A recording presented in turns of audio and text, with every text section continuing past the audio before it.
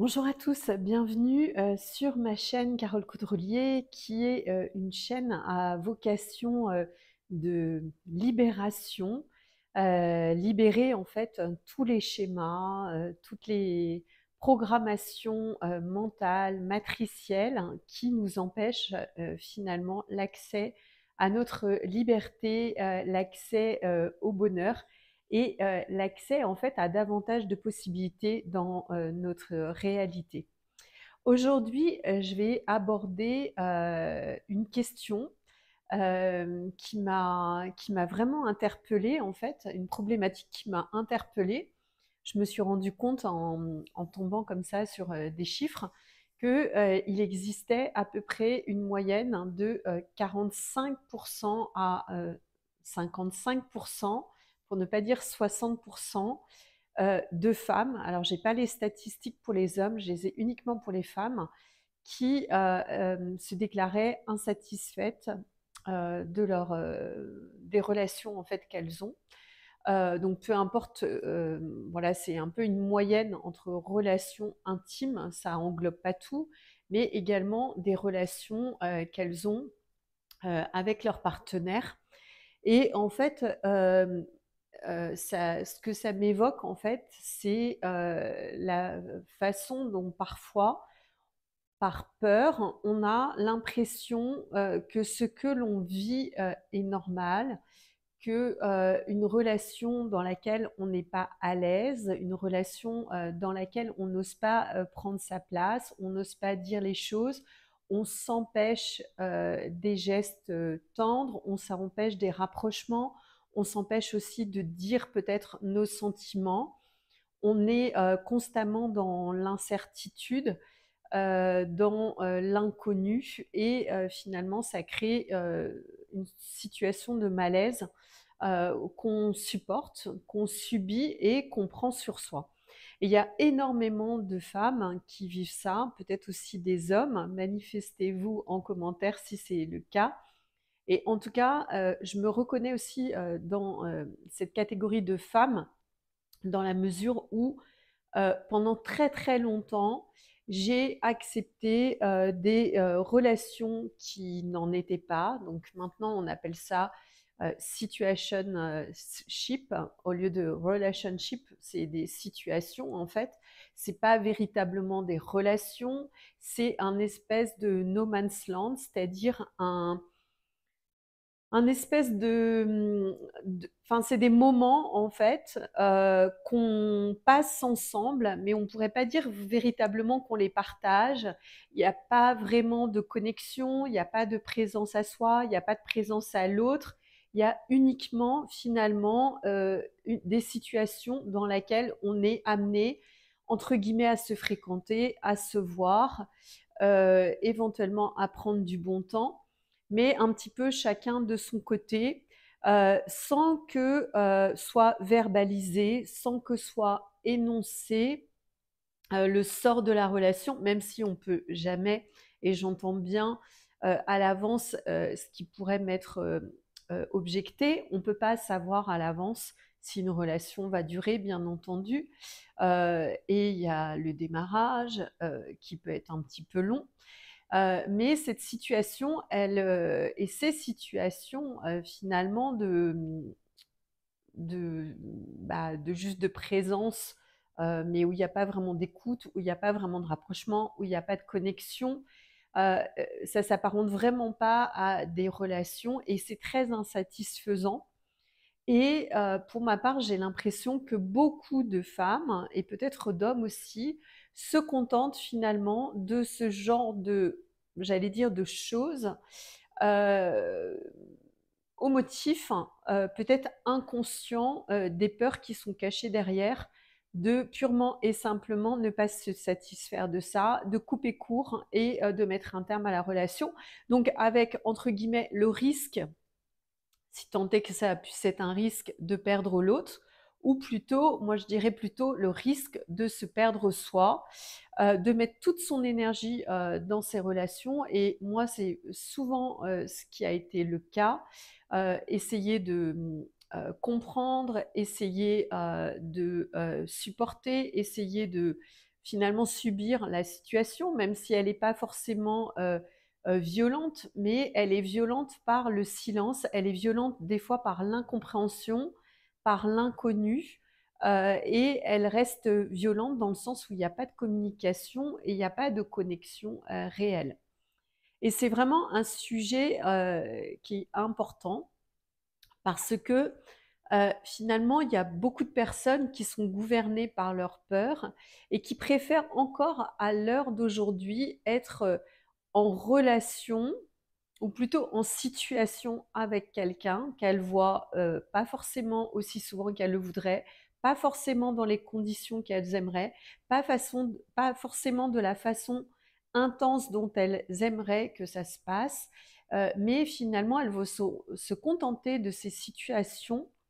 parce qu'elles ont peur de se retrouver seules, voire même, hein, des fois pire, et sans aucun jugement de valeur, elles peuvent avoir honte finalement de redevenir célibataires, peur du qu'en dira-t-on, des jugements des autres et même peur finalement de finir toute seule. Et à toutes ces personnes, j'aimerais vraiment faire passer le message que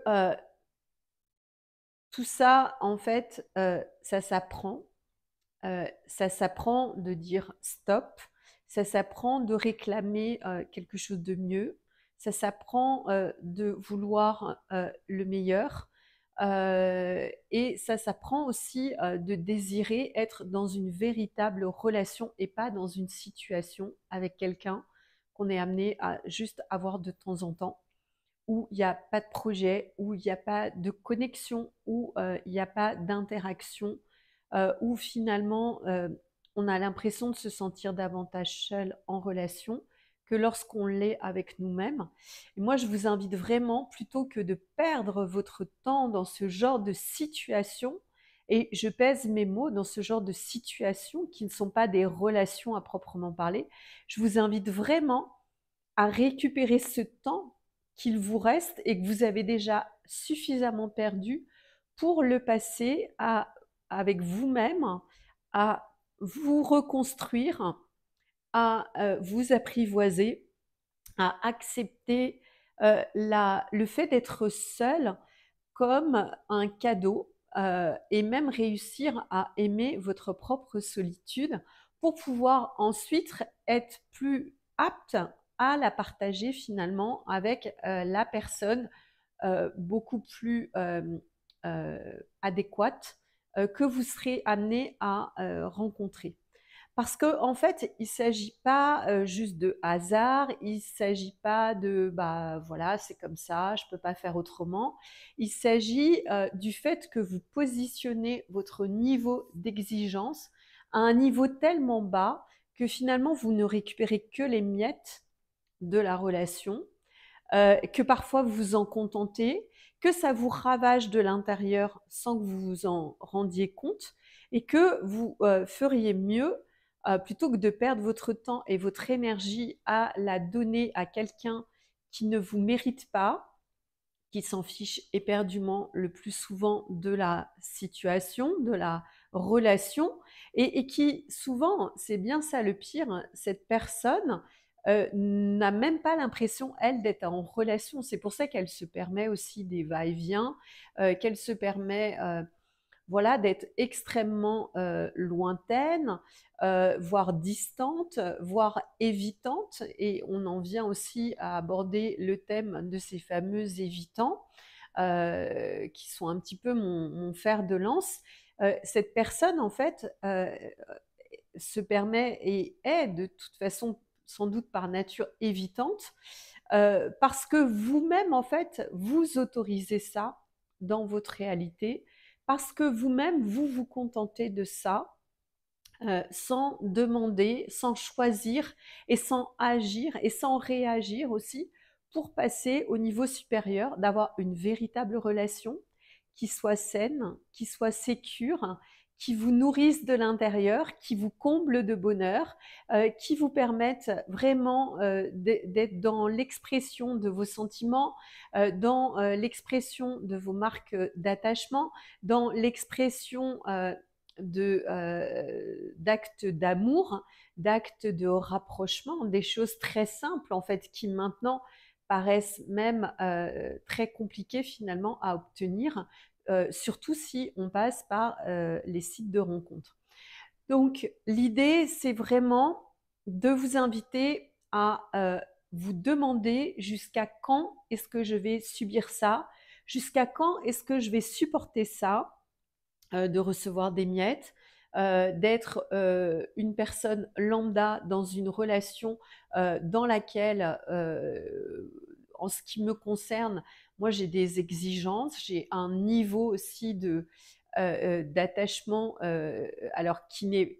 ça vous permettra aussi peut-être justement de travailler et de percevoir peut-être que vous êtes dans un cas de dépendance affective et c'est peut-être ceci qui explique cela, ce maintien dans cette situation coûte que coûte. Mais en tout cas, ça vous permettra d'évoluer vers quelque chose de beaucoup plus apaisant, de beaucoup plus sécurisant et de beaucoup plus nourrissant. Voilà, c'était vraiment un message qui vient du cœur pour l'avoir subi, endossé, supporté pendant de nombreuses années, en me disant personnellement, en ce qui me concerne, que c'était la faute à pas de chance, que c'était le hasard, que voilà, les personnes que je rencontrais étaient toutes comme ça. Non, en fait, ça vient toujours de vous et c'est ça la grande règle que j'essaye de faire passer sur cette chaîne, c'est que tout commence à l'intérieur de vous et que si vous attirez toujours ce même type de personnes, et pour ne pas les nommer, on va dire les évitants ou les fuyants, c'est que soit vous-même, vous pouvez avoir, entre guillemets, ce trouble d'attachement, d'évitement ou de fuite, ça se travaille aussi, ça se conscientise, ou à l'inverse, vous êtes en insécurité, en dépendance affective et vous placez l'autre dans une position supérieure, vous lui donnez toute votre énergie vitale et c'est comme ça qu'on se retrouve avec des femmes ou même des fois des hommes, ça m'est arrivé, j'ai eu beaucoup de témoignages d'hommes qui me disaient avoir été complètement vampirisés dans leur situation, dans leur relation sentimentale, parce que en fait, ça crée un, un système énergétique qui n'est pas du tout gagnant-gagnant, où il n'y a pas le donner et le recevoir, mais il y a uniquement vous qui supportez, uniquement vous qui essayez de faire fonctionner la relation, uniquement vous qui faites des efforts, uniquement vous qui essayez de vous adapter. Et ça, à mon sens, c'est plus possible à l'heure à laquelle on est de continuer à perdre son temps, son énergie et son temps de vie en fait dans des relations qui n'en sont pas. Alors ça peut être un petit peu dur d'arriver à ce constat, mais il faut mieux le faire quand c'est encore le bon moment plutôt que de continuer à perdre son temps avec les mauvaises personnes. Voilà, c'était mon message du jour et j'espère qu'il vous parviendra et qu'il créera peut-être un déclic pour faire un retour sur vous, pour commencer à vous choisir et pour commencer à vous prioriser.